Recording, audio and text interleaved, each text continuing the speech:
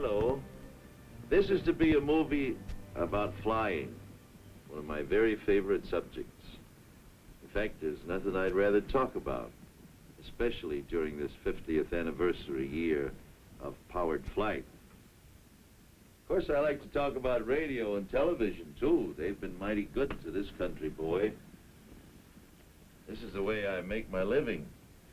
But what makes that living worthwhile is to get out there in the wild blue yonder in a good airplane with the whole universe waiting for me.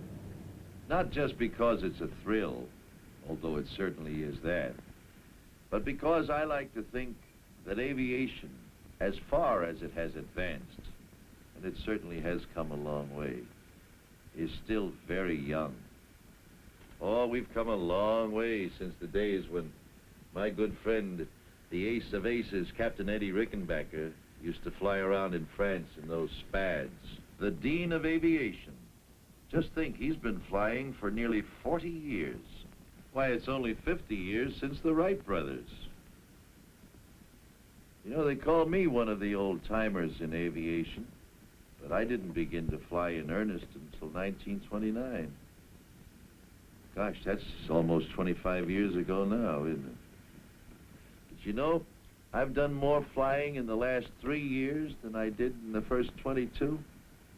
Here, let me show you. I have been commissioned in the Naval Reserve since 1939, but because of an old injury to my legs, the Bureau of Medicine and Surgery wouldn't clear me for military airplane flying until 1950. So it was in 1950, in September, that I got my Navy wings at Pensacola, the happiest day of my life. Since that time, I have qualified as a carrier pilot, as a jet pilot, as a helicopter pilot, and here is the coveted Navy green ticket, the highest instrument rating given to Navy pilots. Of course, I'm very proud of all of these military certificates. But here's one here that makes me very, very, very happy. This is the certificate that Captain Eddie Rickenbacker gave me recently, making me an honorary captain in Eastern Airlines. As I was saying, planes have come a long way in the last 50 years. Here's one very much like the one that the Wright brothers used. Used to make 40 to 50 miles an hour. There's still one or two of these around, too. It's a funny-looking affair, but most of the basic principles we use today were developed in this plane. It didn't fly high, and it didn't fly far, but by golly, it flew. Looks kind of like an overgrown box kite, doesn't it? Well, you can take it from me, it feels like one, too, when you're up in it.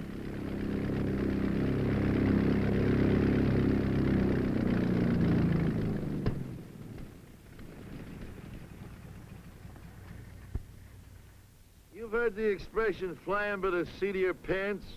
Well, this is where it came from. Sitting in this old bucket seat right here. See, the Wright brothers had no instruments of any kind, except a little old oil gauge down here. It tells you got some oil pressure back there. And this stick, this column, and this wheel is exactly the same as we have in the big airliners of today. When I push the stick forward, Notice that flipper comes down, it pushes the tail up and the nose down. Vice versa this way. Want to drop the right wing, do it this way. Left wing this way. And here are the rudder bars that work the rudders in the tail. You see, the principles were the same then as they are today. No difference. Here is a model of a SPAD, the airplane that Captain Eddie Rickenbacker flew in World War I, only 10 or 12 years after the Wright brothers' first flight. It's a shame that it had to be used as a weapon of destruction so soon, but the war brought that on. This is Captain Rickenbacker in the plane he made famous in World War I. These old films show the dashing young skipper of the 94th Squadron leading his boys into a dogfight. The hat and the ring insignia was always present when the fighting was thickest. The wild blue yonder was really wild in those days, when there was just so much wood and canvas between you and the enemy, between you and the ground. Down in flames was the rule rather than the exception. They had no protection. They had no parachutes.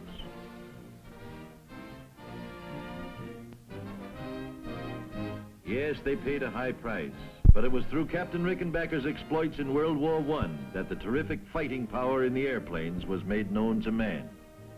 This little SPAD carried a very powerful engine for those days and often flew up to 135 miles an hour straight down. There aren't many of them left, but here comes one of those old-timers now. And look who's flying it. It's Captain Eddie, the one and only, Captain Rickenbacker. Hey, wait a minute, I want to get in this scene myself. Hey, Captain Eddie! How's it feel to be at the controls of this old baby again? Well, frankly, it brings back a lot of memories, Arthur. Some good, some not so good, but maybe we had to do it regardless. You know, many a morning I used to sit around up there 20,000 feet with the sun at my back waiting for the enemy Fokkers to come around. 20,000 feet in that open cockpit? Right. Nowadays we got heated and pressurized cabins. Didn't you get cold? Oh, how? It sure was. In fact, we had to come down to thaw out, you know, it gets so cold up there. Yes, Arthur, it's a wonderful little ship, in spite of the fact that it's made up of wood and wires and struts and slack and tape, pulled together with all of these wonderful combination gadgets. The fact of the matter is, the only metal in it, the engine and the machine guns. Yes, quite a change. And in 30 years, too. True, and on the other hand, when you take a look at the beautiful Super Constellation, all metal. One end to the other, aluminum, steel, brass, copper, in fact, every kind of metal known to science is involved in its structure. Just take a look at that Super Constellation, folks. 114 feet long, with a wingspan of 123 feet. 4 of the latest compounded engines of 3,250 horsepower each. Do you realize how much power that is? Why, each engine has more power than a locomotive. This plane can fly up to around 400 miles an hour, and we are going to take a ride in it. Let's hear what Captain Eddie is saying. Arthur, one of those wheels weighs almost as much as a SPAD. By the way, here comes your crew. Oh, hello, Dick. Hi, Dickie boy. Hiya, Captain. How are you? Hello, you. Hello, Captain. Nice Hey, to you. Hello, Captain. Arthur, we're due out of here 2 o'clock. Just 1 hour from now. I'm ready. Well, as long as you fellas are going to do the flying, I might as well go on.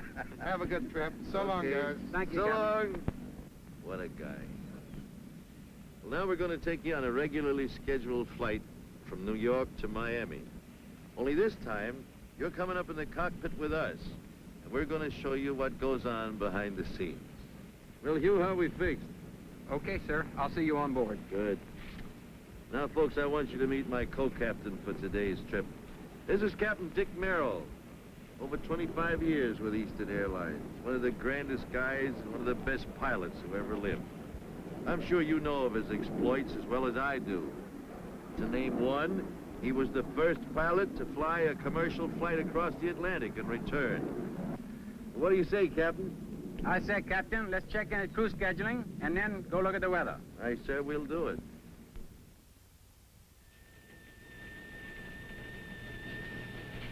Oh, boy, look at that beautiful high. Hey, but look at this front back here. See, how fast is that front moving?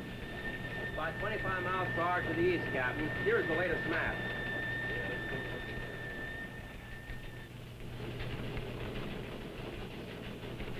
Good. Thanks, Henry.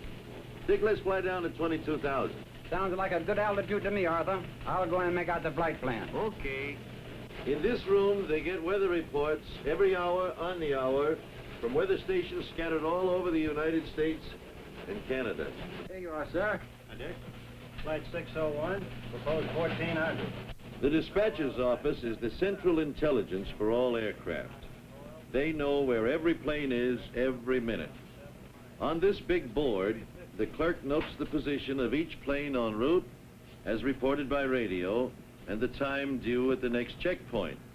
We fill out our flight plan with the dispatcher, giving our exact route of flight, the altitude, the amount of fuel, and so forth. A copy of this will be filed with the Government Airways Traffic Control. Here you are, sir. How does that look to you? The dispatcher gives us official clearance, and we're on our way. Everything okay, you? The ship is ready, sir. 88 passengers, Captain. Gross weight 112,000 pounds. Another full load, eh? Thanks, Al. That's what I like to see. Now, for you folks who've never been up on a flight deck before, this is it. The captain and the pilot have the flying controls at their fingertips at all times. While over here, the engineer is very busy with the engine instruments. These are the throttles, just like the accelerators on your car, one for each engine. 2, 3, 4. This is the control column. And with it, you fly the airplane. To the right, to the left, down, up, and here are your rudder pedals down below. The airspeed indicator shows just that, how fast we are going through the air. The altimeter tells us how high we are. This vertical speed indicator tells us our rate of climb or descent. The automatic direction finder? Well, that's just what its name would imply. It points to where we want to go when we tune in a radio station with it. This is the flux gate compass. And this one is the old reliable magnetic compass, just like Columbus had when he came over here. This is the Omni range bearing indicator. This is the localizer and glide path indicator, about which we'll talk a little bit more later. This is the artificial horizon. It shows the attitude of our plane with reference to the real horizon. And of course, you know that we have radio contact at all times, ship to ship, ship to ground, 2 or 3 transmitters and receivers. Now, this plane has already been very thoroughly checked by the maintenance department. And during the last hour, it was checked by our own flight engineer. But that's not enough. The pilot and the captain have 1, 2, 3 lists of checks to make before we start down the runway to take off. Okay, Dick, we'll do the before starting engines check, huh? Right. Oxygen mask. Immediately available. Brake selector. And so on through 39 separate items. Now, you passengers wonder why we sit and wait sometimes at the end of the runway. It is because the captain and the co-pilot and the crew are making these additional last-minute checks. Well, I guess we're ready to wind them up, Dick. Now switch over to intercom and talk to that gentleman outside there by the nose and get ready to start the engines.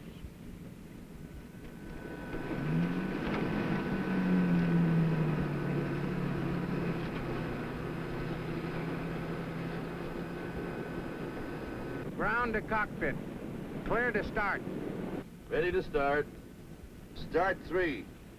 Turning 3.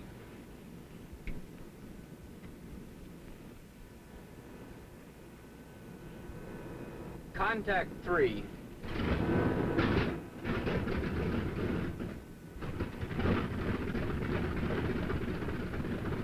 to start 4. Start 4. Turning 4.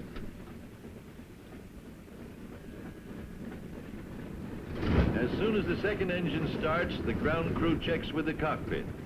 Hydraulic pressure up. Now the safety pins can be removed from the 3 landing wheels. Otherwise, they could not be retracted when the plane is in the air. Clear to start 2. The same routine is followed for each engine. Clear to start 1.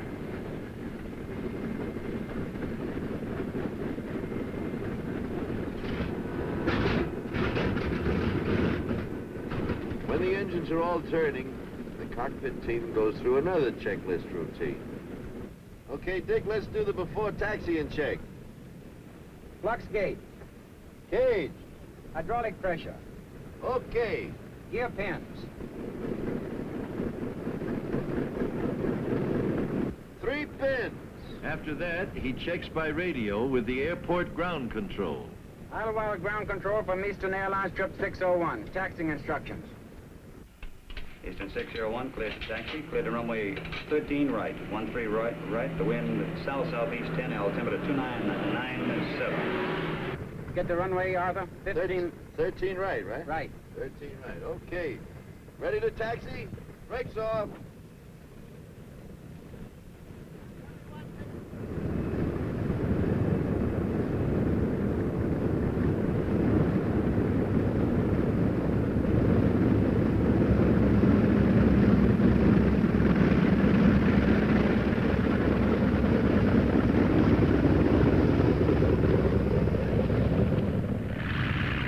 Ground control having given us permission, we taxi over to the warm-up block. You notice they told us which runway to use and the wind direction.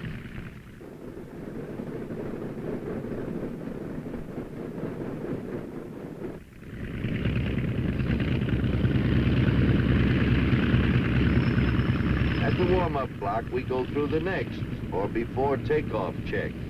Trim tabs. Set. Flight instruments. Okay.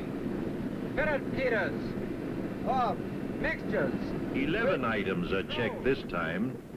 The last check before the plane leaves the ground. Ready to check mags. Number 1.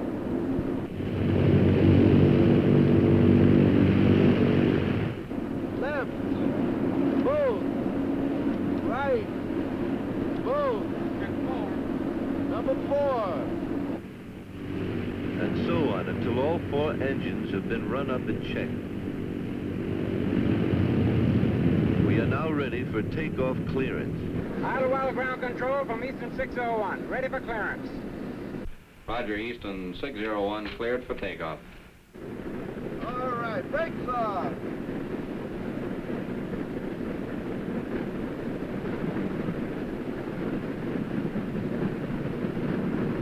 We're clear for takeoff.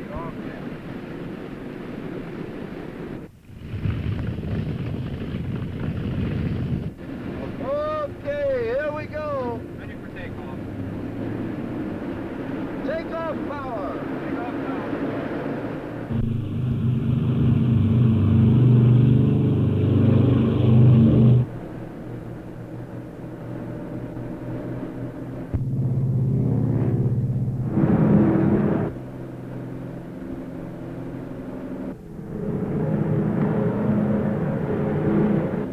Gear up. Gears coming up.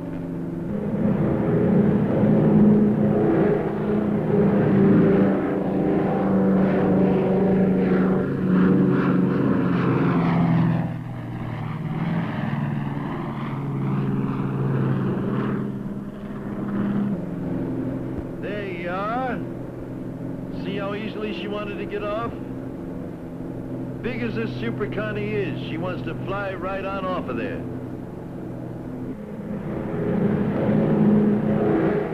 Veto power. Veto power. It's maximum except for takeoff. Flaps up. Flaps coming up. Climb power. Okay, we finish our climb check. Now it's time for a Chesterfield. Dick. I don't smoke, Arthur. Hugh, Okay, thanks. you get down on the deck, you buy 'em by the carton, see? Indubitably. What? Yes, sir.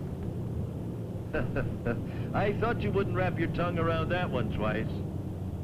Building up his par.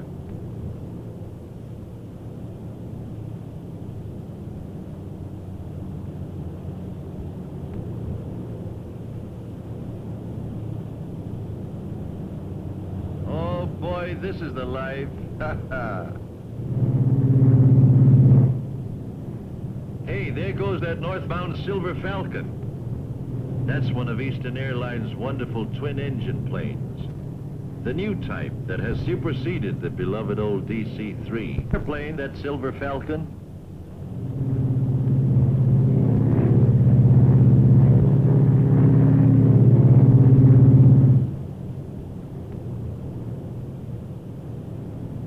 Smells like the girls are getting ready to serve dinner back there. Gwen, the water's hot for tea if anyone cares for anything. Thank you, Al.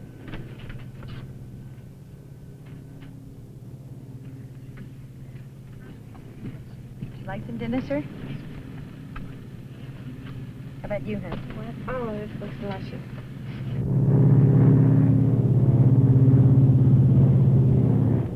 Okay, let's level off here. Cruise power. Cruise power. Now, people often ask me, I can figure out how you do this in good weather and over land, but how do you navigate when you're up over the clouds and over the ocean? Well, honestly, it's so simple, I hate to tell you. Well, for direction, we have the compass, the automatic direction finder, and the Omni range receiver. Let me show you how that works. Dick, take over for a minute, will you? Look, let me show you how it works. I'll fix this up here and draw you a little map. Let's come on down here. We draw the coastline down through Atlantic City, on down here to Wilmington, Myrtle Beach, on down the coast very crudely. We're flying along out here somewhere. We've got an Omni radio station here in Atlantic City. We've got another one here at Norfolk, and we've got another one down here at Myrtle Beach. So we tune in this station here. And on our little dial window I showed you a minute ago, it says that we bear from that station, say 300 degrees. Well, we draw a line of 300 degrees magnetic true bearing right through that station, which extends out here somewhere. We are somewhere along that line, but where? Okay, so we tune in this next station down here. And that one says in the little window that we have got a bearing of, say, 260 degrees. So we draw a line through that station at 260 degrees true. And where those two lines cross, that is where we are, right there. A little snooze, a few hours have gone by, and we are now approaching Miami. Now we'll show you what takes place in our approach and our landing. Time for us to start a gradual descent. But first, we have to get clearance to approach. Richard? Miami Tower from Eastern 601, 10 miles north. Eastern 601, 10 miles north at 11. Make left turn in, runway 17, wind south 10, altimeter 2998.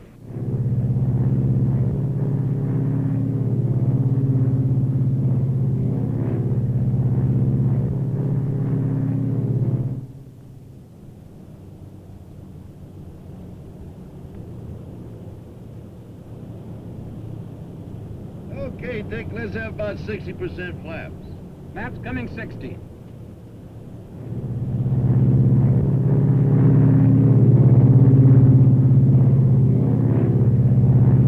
Gear down. Gears coming down.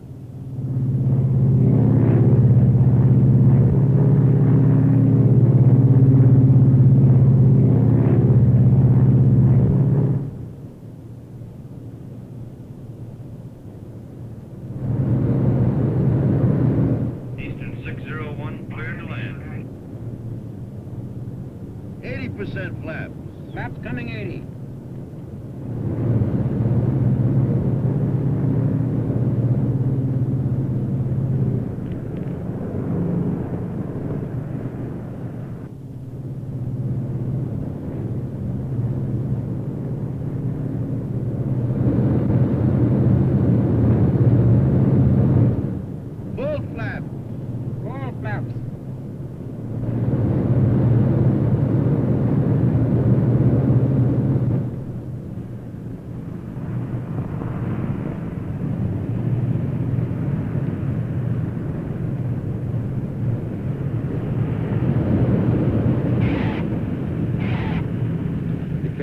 reverse the pitch of the propellers and push the air forward and just stop the plane.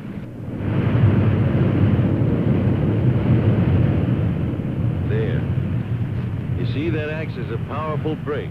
So next time when you're riding in an airliner and you hear the engines roar soon after you're on the ground, remember that's what he's doing, reversing the props to stop the airplane.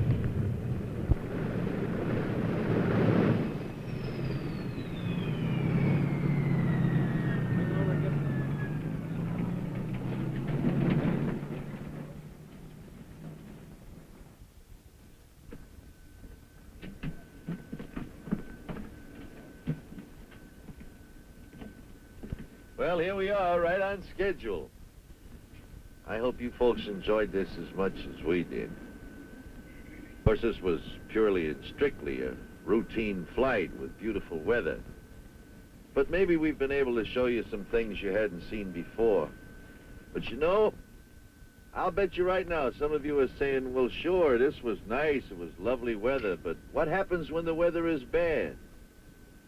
Well, believe me, it's still routine.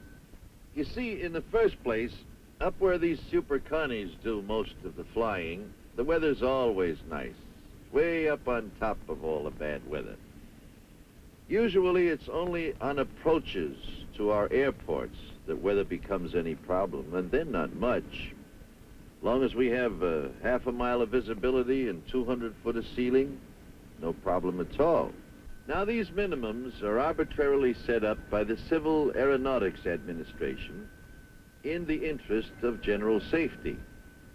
Actually, we can land one of these airplanes when the minimums are 00. Let me show you.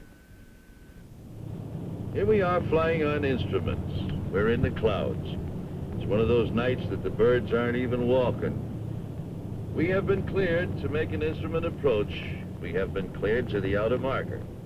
This point we call the outer marker is located approximately 5 miles from the end of the runway. A light flashes on the cockpit panel. At the same time, the ADF needle indicates the passage of the marker, and we also get an audio signal. And at this point, the glide path is intercepted. The glide path is a sloping radio beacon down which the aircraft should make its descent to the runway, and is indicated by the horizontal needle. When the needle is centered, the aircraft is on the glide path. If the needle moves above center, the aircraft is low and must climb back to the path. If the needle is below center, we're high on the glide path. This is a big help in itself. But in addition to the ILS, the Instrument Landing System, we have GCA, that is Ground Control Approach, and that can give additional valuable assistance. Radar monitoring on localizer voice as you approach the outer marker. By means of this radar, the GCA controller sees the approaching plane as a bit of light moving on his scope and can direct it safely to the airport. When the flight has been directed to the approach course, it is turned over to the radar monitor for final approach. Radar to Eastern, you're approaching the ILS course. Turn to a heading of 247, and I'm turning you over to the radar monitor for final approach. This is radar monitor. Etched right on the scope is both glide path and localizer, and any deviation can be detected and measured in feet. You are 4 miles from the end of the runway. 200 feet to the right, of course, but correcting nicely. Your glide path is good.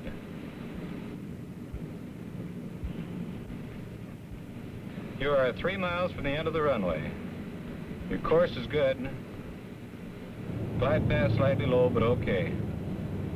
You are 2 miles from the end of the runway. Your course is good. You're now approaching the middle marker. You're over the middle marker. The approach light should be coming into view. Approach lights in view. Thank you, GCA. That column of lights ahead shows the approach to the end of the airport runway. Each bar of light is 100 feet apart, and that ball of light traveling away from us at such a high rate of speed is leading us right to the approach end of the runway itself. The green lights mark the start of the runway, and the border lights on each side stretching out into the distance outline 1.5 miles of airstrip just waiting for us to land on. So you see, it really isn't too difficult. Actually, we use these landing aids every day in good weather and bad to keep in practice.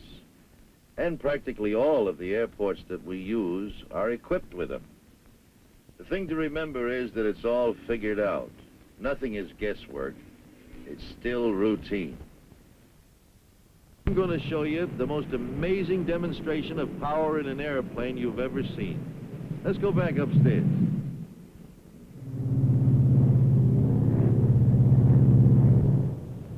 Now watch this. Feather 1. Feather 1.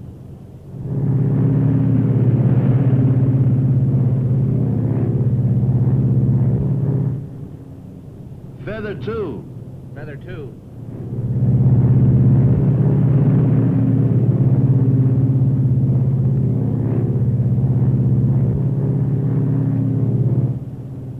Look at that, on 2 engines. Purring along just like a kitten. You haven't seen anything yet. Feather 3. Feather 3.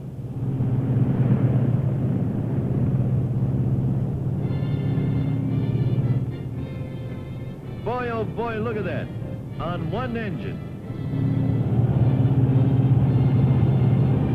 Going along just as steady as you like. Only a Constellation can do this.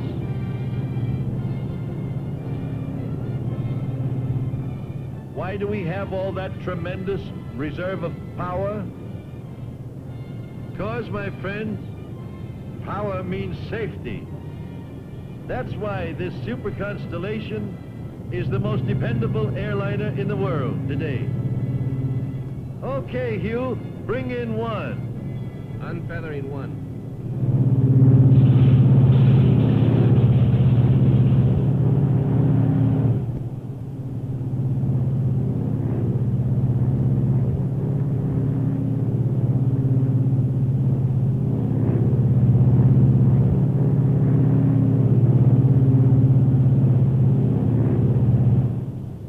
These engines are not only the best that money can buy, but they are maintained by the finest bunch of aviation mechanics in the world, trained for years by Eastern. You know, you can have the best captains and the best pilots in the world. They can't do much good if the engines don't run. We've got the best mechanics in the business in Eastern. Doesn't that inspire confidence? I think it does.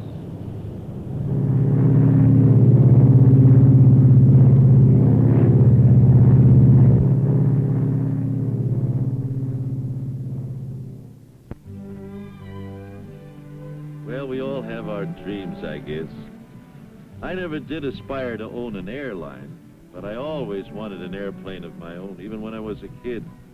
I've got 2 of them now, a DC-3 and a Navion, and there are thousands of privately owned airplanes all over America today. This is the little airport or landing strip that I use when I fly home to Virginia.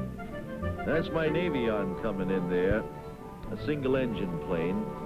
We can go most anywhere in it. It has all the technical facilities and instruments that the big planes have. Besides the Navion, I have a DC-3. That's my Air Force.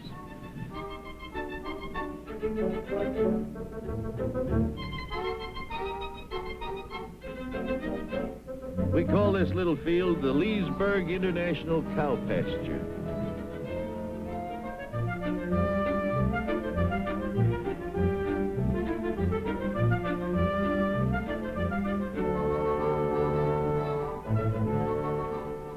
Cows out there give 100-octane milk.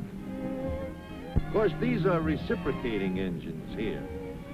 We have the regular jet engines like we use in our military aircraft.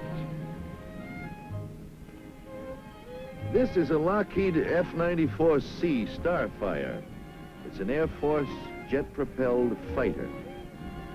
You see, these jet engines, contrary to what I'm afraid is too popular a belief, are not the lethal things they're cracked up to be. As a matter of fact, they're so quiet and so vibrationless that to ride behind one of them is a real comfort. We're hoping someday soon that our commercial transports will be jet-propelled. You see, a jet engine has no propeller. The air is drawn in through the intake ducts just forward of the wings, compressed and mixed with burning fuels to produce a powerful jet of exhaust gases which are expelled aft. The mechanism involved in reality is much simpler. The propeller is replaced by an air compressor. There's a combustion chamber into which we inject fuel to expand the air and increase its velocity. And installed in the path of the exhaust gases is a turbine to drive the compressor. There you have it. This is my friend Tommy Daniels, a member of our Air Forces for 12 years. Tommy is one of the thousands of fine young men who are making a career out of the Air Force, taking advantage of the wonderful training they receive. How do you like it, Tommy? It couldn't be better, Mr. Godfrey. It's really wonderful. Now I'm going to have the pleasure of flying with Tommy today in some very exciting scenes. So, Tommy, what are we going to do? Well, Mr. Godfrey, I'd like to take you through some pull-ups to show you just what this airplane is designed to do in climbing to altitude rapidly. I'm sure you'll enjoy it, but it's just routine flying to us. We do it every day. Now, before we take off, I would like to have your friends take a look at the afterburner in the tail section. It gives this airplane this terrific wallop. Okay, Tommy, we'll do it. This Lockheed Starfire is an all-weather Air Force interceptor. She was designed especially to get off the ground quickly and climb to altitude very quickly in the hope of being able to intercept and stop any enemy bombers that might come over this way.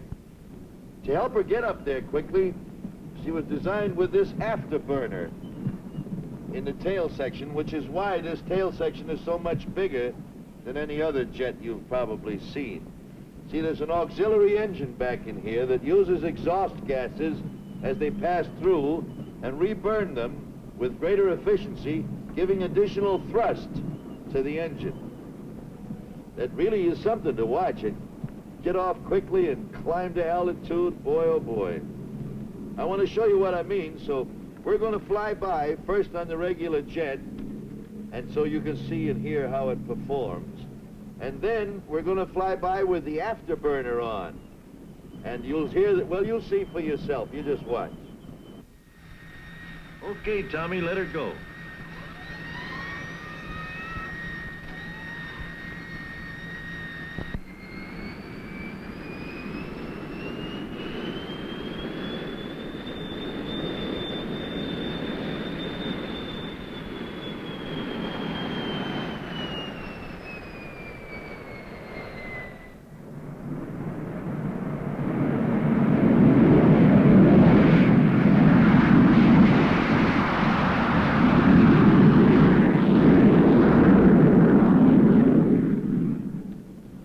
Approaching you now on straight jet. Watch our rate of climb.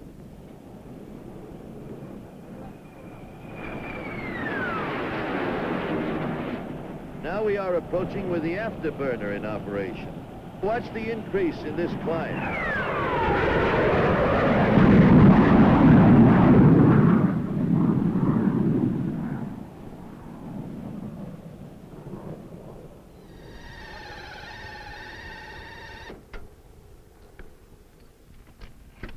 Well, how'd you like it, Mr. Godfrey? Boy, my pants are where my necktie ought to be. But it was wonderful. Gee, what a dive. Woo! That's just a sample of what this airplane can do, Mr. Godfrey. Thank you, Tommy. And this airplane can do much more, as we're going to see.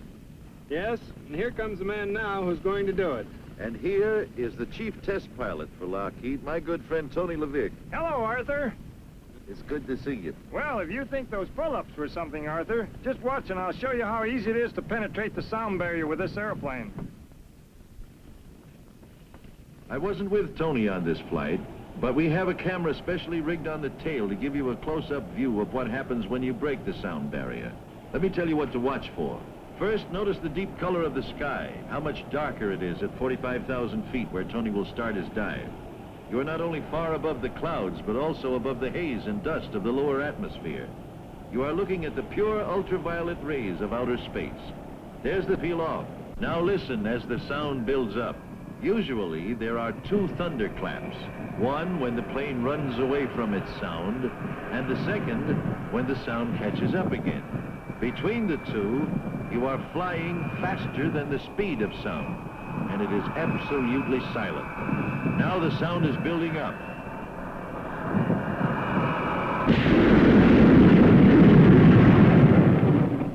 The sound barrier has been broken. This is the silence of supersonic flight. Now the pullout is being made. Listen to the noise when the sound catches up.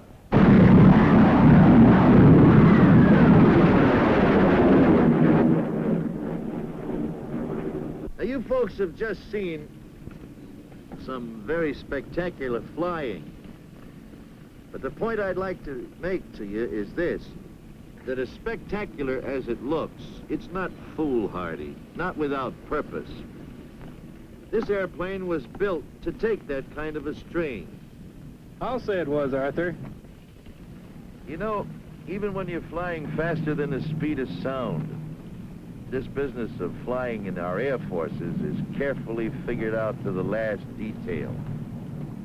We take nothing but calculated risks. Calculated risks, you know. Our equipment is the very best. It's built to fly. You wouldn't make dives and pullouts like that with a transport plane. It wasn't built to do that. This kind of an airplane was. Why, we were climbing up out of that dive there at the rate of about 45,000 feet a minute for a few seconds. Even our big bombers, the B-52, the B-47s, they fly so fast, and yet they're built to fly, strong, and have all the bugs been worked out of them. So that really, it isn't something spectacular, this business of flying so fast. It's done every day by personnel that's trained very carefully, by men who are competent to train the youngsters coming along. Your son that joins the Air Force, never fear but what he'll get the very best possible instruction, that every precaution will be made to look out for his safety. Sure, there's danger to it. There's danger to crossing the street. It takes a special breed of cat to fly these things. This can't be done by any namby-pamby. That's why all the men you know who are pilots are such wonderful young men. You young fellas looking for adventure, looking for real life, something you love every minute of it, you go and see the nearest Air Force recruiting officer or the nearest air station someplace. Talk to them about it. It's a wonderful life. You'll love the years that you spend there, and you'll use the experience all the rest of your days. Join up. We need you. So now let's get back to the man who knows most about where air transportation is going. Hello, Art. Well, Rick, we've told the story pretty good up to now, I think. What would you say we can look forward to in the next few years? Well, Arthur, you've been talking about jets. You know, it won't be long until we'll be flying from New York to Miami in a matter of 2 hours, San Francisco in 5, and to London in 5 to 5.5 hours. And at altitudes from 35,000 feet to 45,000 feet. In fact, we'll be landing and taking off in most any kind of weather. Well, that's fine. That's wonderful, Rick. Our planes are flying faster all the time. But what are we going to do about this business of getting from the airport to town and from town to the airport? Doggone, sometimes it takes you longer to do that than it does to fly where you're going. I know. And we're going to be doing something about that too, Arthur. It won't be long until you'll be going to your midtown terminal. There you'll step into a express elevator and be whisked to the top of the building. There a commodious helicopter will be awaiting to take you baggage and all. and deposit you at the main airport in just a matter of minutes. And not only from downtown, Arthur, we're going to have feeder lines of helicopters coming in from all the surrounding communities. We're going to make flying better and faster. We're going to make flying available to still more people. Well, Rick, it's been a lot of fun. A rare privilege and a great honor to do this with you. I've learned a lot, and I hope we've done some good. I'm sure of it, Arthur. Good luck. God bless you always, Captain Godfrey. Thank you, Rick. Well, it was a real nice trip, kid. Captain Dick Merrill, it was a rare privilege to fly with you today. Well, Arthur, I couldn't have been with a better captain. Thank you. Thank you, Gwen and Helen, for a very pleasant trip. Hugh Palmer, the grand flight engineer. Thank you, Al. Thank you, Captain. Grand trip. So remember, when you want to fly anywhere in the world, call Eastern Airlines. If one of our planes doesn't go where you want to go, we'll put you on one that does. And I'll be seeing you, be the good Lord willing.